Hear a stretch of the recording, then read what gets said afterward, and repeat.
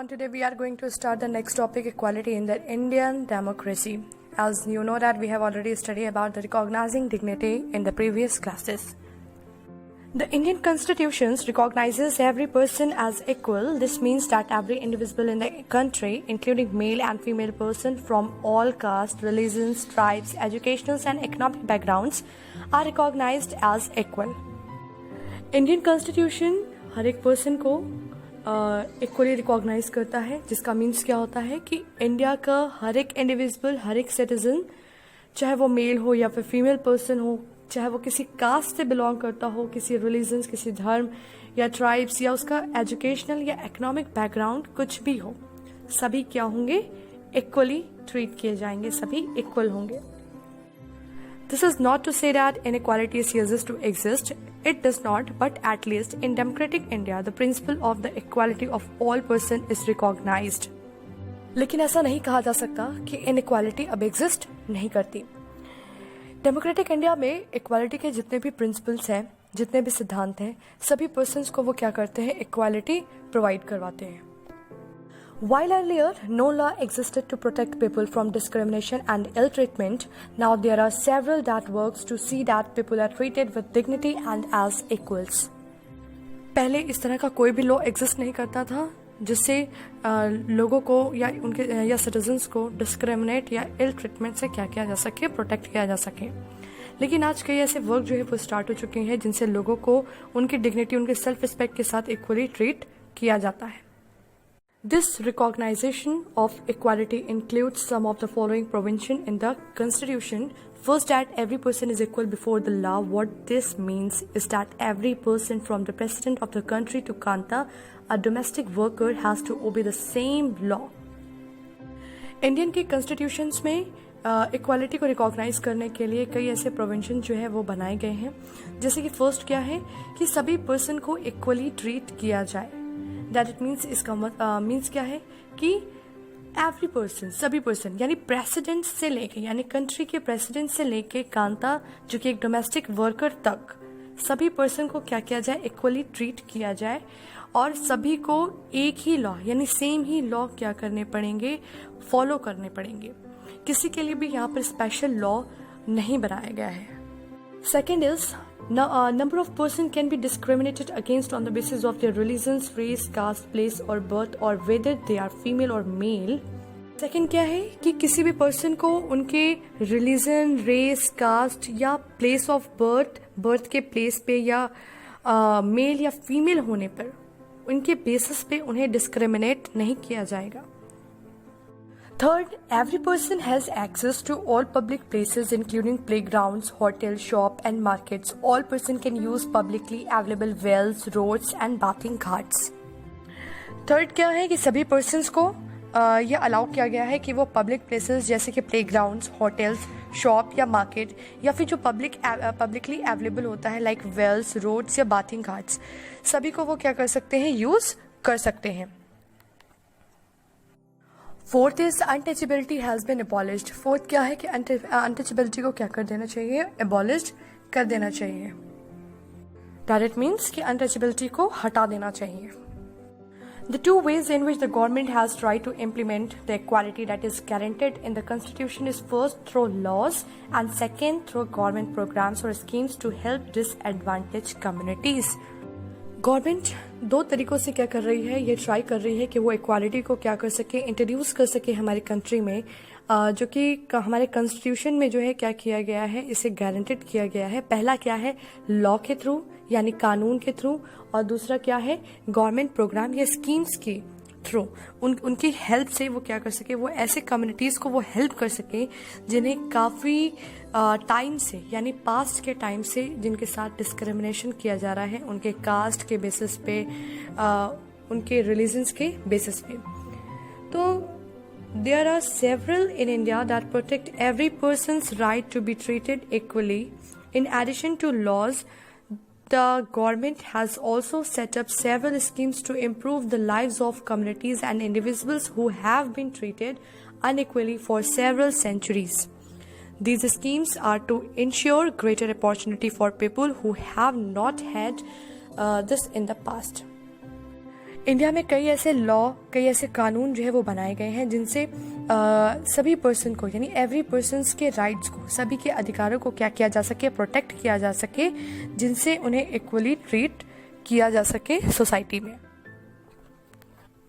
लेकिन इंडिया ने लॉ के साथ साथ कई ऐसे गवर्नमेंट स्कीम्स भी निकाली हैं जिनसे लोगों के, यानी कम्युनिटीज़ या इंडिविजुअल्स के जो लिविंग कंडीशन है उनमें क्या किया जा सके, काफ़ी इम्प्रूवमेंट किया जा सके, जिन्हें काफ़ी सेंचुरी, यानी सेवरल सेंचुरीज से, कई सालों से या कई शताब्दियों से जिनके साथ अनइक्वली ट्रीट किया जा रहा है। ये जो स्कीम है ये ऐसे लोगों को ग्रेटर अपॉर्चुनिटी प्रोवाइड करती है जिन्हें पास्ट में ये अपॉर्चुनिटी प्रोवाइड नहीं की गई, या उनके साथ इनइक्वालिटी किया गया, या उन्हें डिस्क्रिमिनेट किया गया उनके कास्ट के बेसिस पे। One of the steps taken by the governments include the midday meal schemes. This refer to the programs introduced in all government elementary schools to provide children with cooked lunch. Tamil Nadu was the first state in India to introduce these schemes, and in 2001, the Supreme Court asked all state governments to begin this program in their schools within 6 months. इसके बाद government ने कई और steps जो है उन्होंने लिया, जिसमें उन्होंने क्या किया, मिड डे मील स्कीम जो स्टार्ट किया, यानी बच्चों को दोपहर का जो भोजन है, जो मील है, वो प्रोवाइड करना स्टार्ट किया। इस प्रोग्राम से ये रिफ़र किया गया, यानी कि सभी ये जो प्रोग्राम है सभी गवर्नमेंट एलिमेंट्री स्कूल में इंट्रोड्यूस किया जाने लगा, जिससे बच्चों को क्या हो कि कुक्ड लंच, यानी पका हुआ खाना प्रोवाइड किया जा सके। ये जो प्रोग्राम था फर्स्टली तमिलनाडु स्टेट में क्या किया गया था, इंट्रोड्यूस किया गया था इंडिया में। 2001 में सुप्रीम कोर्ट ने सभी स्टेट गवर्नमेंट से ये कहा कि वो इस प्रोग्राम को मैक्सिमम सभी स्कूलों में 6 मंथ्स के अंदर ही अंदर क्या करें, इन्हें स्टार्ट करवाएं। This programme has had many positive effects. This includes the fact that more poor children have begun enrolling and regularly attending schools. Teacher reported that earlier children would often go home for lunch and then not return to school, but now with the midday meal being provided in school, their attendance has improved. Their mothers who earlier had to interrupt their work to feed their children at home during the day now no longer need to do so. This program also helped reduce caste prejudices because both lower and upper caste children in the schools eat this meal together and in quite a few places. इस programme की वजह से काफ़ी positive effect जो है वो देखने को मिले, जैसे कि जो गरीब बच्चे थे, पुअर चिल्ड्रन थे, जो कि स्कूल रेगुलरली अटेंड नहीं करते थे, उनकी अटेंडेंस में काफ़ी इम्प्रूवमेंट देखने को मिला। और टीचर्स ये रिपोर्ट भी किए थे, कई टीचर्स ने इस चीज़ को रिपोर्ट भी किया था कि पहले बच्चे जब लंच करने के लिए घर जाते थे तो वो स्कूल रिटर्न नहीं आते थे, लेकिन अब जब से उन्हें मिड डे मील जो है वो प्रोवाइड किया जाने लगा, यानी उन्हें लंच प्रोवाइड किया जाने लगा स्कूल में, तब से उनकी अटेंडेंस में, यानी उनके अटेंडेंस में भी काफ़ी इम्प्रूवमेंट देखने को मिला है। उनकी मदर्स होती थी जिन्हें उन्हें फीड करवाने के लिए, अपने बच्चों को फीड करवाने के लिए उन्हें घर पर वापस आना पड़ता था अपने काम को छोड़कर, अब उन्हें ऐसा करने की भी कोई ज़रूरत नहीं है। इस प्रोग्राम की हेल्प से कास्ट प्रेजुडिसेस में भी काफ़ी रिड्यूस किया गया है उसे भी, जिसमें क्या होता है कि काफ़ी लोअर और अपर कास्ट के जो चिल्ड्रन हैं स्कूल के, वो एक साथ मिलकर क्या करते हैं, लंच को करते हैं। Dalit womens have been employed to cook this meal. The mid day meal program also help reduce the hunger of poor students who often come to school and cannot concentrate because their stomach are empty. इसके साथ साथ उन्होंने क्या किया, दलित women को वहाँ पर job provide की कि वो वहाँ पर क्या कर सके, मील यानी फूड्स को प्रिपेयर कर सके, बच्चों का लंच जो है वो बना सके। और इस प्रोग्राम की हेल्प से गरीब बच्चों की भूख को भी क्या किया गया, काफ़ी हद तक कम किया गया, यानी उन्हें फूड प्रोवाइड करके, लंच प्रोवाइड करके जो उनका कंसंट्रेशन था वो भी काफ़ी मेंटेन किया गया, जो कि खाली पेट होने की वजह से वो अपने पढ़ाई पे फोकस्ड नहीं कर पाते थे, कंसंट्रेशन मेंटेन नहीं कर पाते थे। इस प्रोग्राम की हेल्प से उन्हें अपनी पढ़ाई की तरफ कंसंट्रेशन मेंटेन करने में भी काफ़ी help milli. While government programs play an important role in increasing equality of opportunity, there is much that still needs to be done. While the midday meal program has helped increases the enrollment and attendance of poor children in school, there continues to be big differences in our country between schools that the rich attend and those that the poor attend.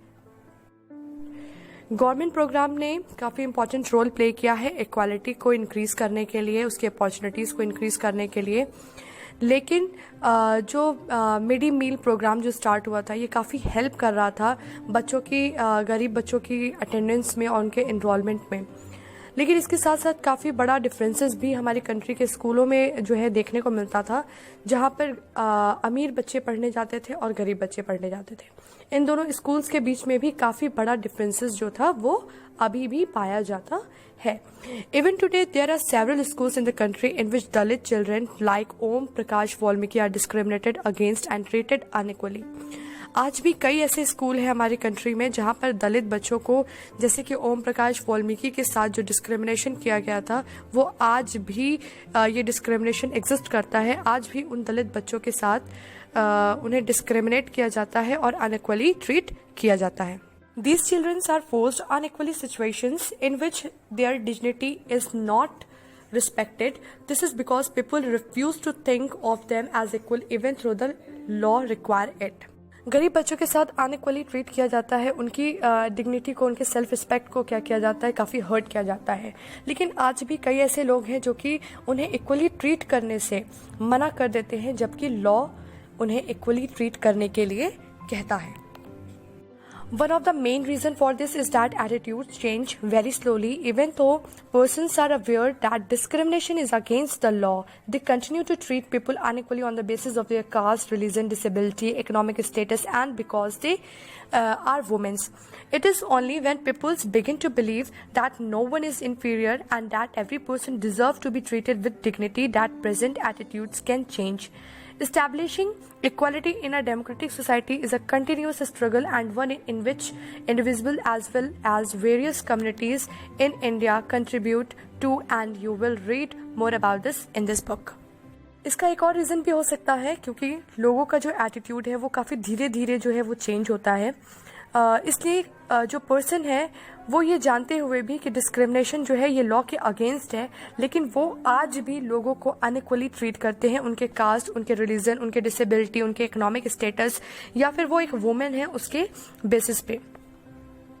अगर सभी person ये believe कर लें कि उनके बीच में कोई भी इन्फीरियर नहीं है, इस तरह हम क्या कर सकते हैं कि जो सभी पर्सन हैं उन्हें हम इक्वली, उनके डिग्निटी, उनके सेल्फ रिस्पेक्ट के साथ इक्वली ट्रीट कर सकते हैं और उनका जो प्रेजेंट का जो एटीट्यूड है ये भी क्या हो सकता है, चेंज किया जा सकता है। इक्वालिटी को डेमोक्रेटिक सोसाइटी में स्टैब्लिश करने के लिए हमें काफ़ी कंटिन्यूस स्ट्रगल करना पड़ेगा, जिसमें हर एक इंडिविजुअल को, हर एक वेरियस कम्युनिटीज़ को इंडिया को कंट्रीब्यूट करना होगा, सपोर्ट करना होगा ताकि वो इस इक्वालिटी को क्या कर सके, इंडिया में इंट्रोड्यूस करवा सके। इसके बारे में आप इस बुक में पढ़ेंगे, स्टडी करेंगे।